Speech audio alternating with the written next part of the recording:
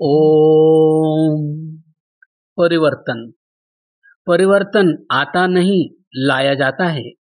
भारत के परिवर्तन और परिवर्तन क्रांति का सत्य। भाग संख्या 39। सर्वप्रथम महर्षि दयानंद ने ही किया नमक कानून और स्टाम्प ड्यूटी का विरोध। महर्षि दयानंद सरकारों से कल्याणकारी शासन चाहते थे। देश की जो स्थिति थी उसको देखकर वे हर दिन उन विषयों पर अपने निर्लेप विचार रखते थे। पर 800-900 वर्षों से यहाँ कल्याणकारी राज नहीं थे। लूटपाट करना, डराना धमकाना, राजाओं के ऐशो आराम के साधन जुटाना ही राज्य के लक्ष्य बन गए थे। अंग्रेजी शासन तो आया ही था व्यापार करने। वह भला यहाँ की गरीबी और उसके उन्मूलन के बारे में क्यों सोचते।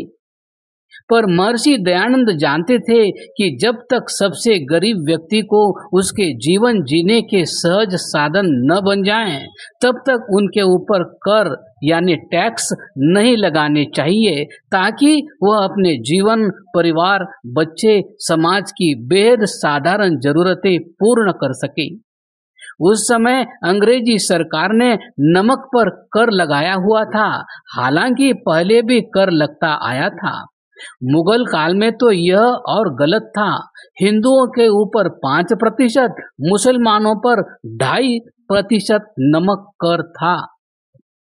महर्षि दयानंद इस पीड़ा को जानते थे, समझते थे। संभवतः आधुनिक काल में गरीबी की इस पीड़ा को समझने वाले स्वामी दयानंद ही प्रथम व्यक्तित्व हुए हैं।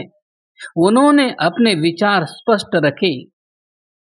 एक तो यह बात है कि नॉन और पौन रोटी में जो कर लिया जाता है वह मुझको अच्छा नहीं मालूम देता, क्योंकि नॉन के बिना दरिद्र का भी निर्वाह नहीं होता, किंतु सबको नॉन का आवश्यक होता है और वे मजूरी मेहनत से जैसे तैसे निर्वाह करते हैं। उनके ऊपर भी यह नॉन का कर दंड तुल्य रहता है।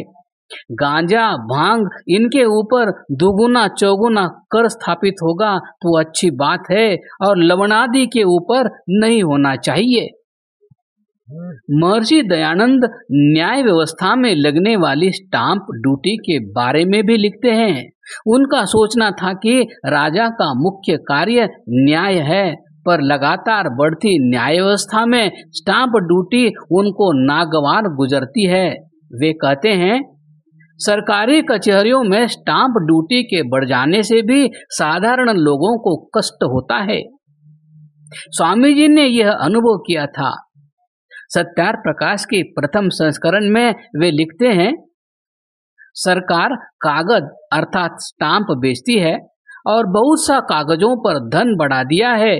इससे गरीब लोगों को बहुत क्लेश पहुंचता है। सो यह बात राजा को करनी उचित नहीं, क्योंकि इसके होने से बहुत गरीब लोग दुख पाकर बैठे रहते हैं।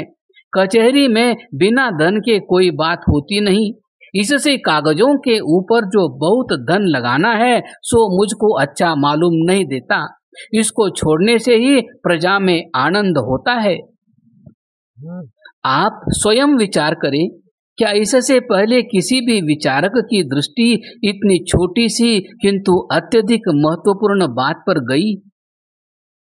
महर्षि दयानंद के उपरोक्त लेखन के 50 साल पश्चात महात्मा गांधी ने नमक पर कर का कानून 1930 में तोड़ा और उसे देश की आजादी का कारण बताया। विचार करें कि इस परिवर्तन क्रांति के वास्तविक सूत्रधार कौन थे।